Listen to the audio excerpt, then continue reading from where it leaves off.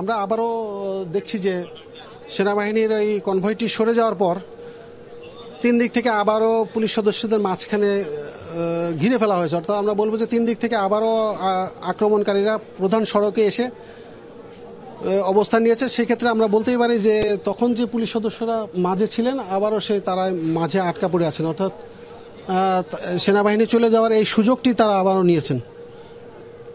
তারা আবারও আগের মতোই অনেকটা সহিংস অবস্থায় লাঠি সোঁটা এমনকি ধারালো দেশীয় অস্ত্র দেখছি তাদের হাতে, তারা সড়কের অবস্থান নিয়েছেন। আমরা বিভিন্ন গণমাধ্যম কর্মী এবং পুলিশের যেই সদস্যরা ছিল তারা আবারও চৌরঙ্গি মোড়ে যে মাঝামাঝি অবস্থান করছে, সেখানে বলা যায় আটকা পড়েছে। যে সেনাবাহিনী চলে যাওয়ার পর সেই সড়কে আবারও তারা এসছে এবং তাদেরকে পুলিশ বারবার অনুরোধ করছে সরে যাওয়ার জন্য, কিন্তু তারা সেখান থেকে সরছে না। এর আগে আপনি দেখেছেন যে 5ই আগস্টের আগে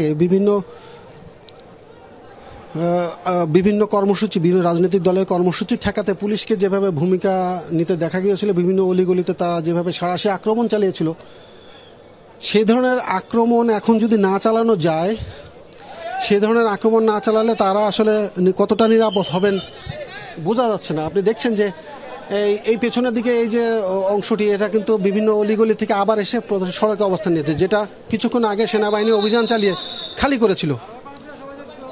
সেই অংশটি আমরা আবার দেখছি, সেখানে আবারও শতাধিক আক্রমণকারী লাঠিসোঁটা নিয়ে আবার সড়কের মাঝখানে অবস্থান নিয়েছেন। আর মাঝখানে পুলিশ মাঝখানে অবস্থান করছে। এক গ্রুপ এদিকে আগালে ওদিক থেকে আসে, আরেক গ্রুপ ওদিকে গেলে ওদিক থেকে এগিয়ে আসে।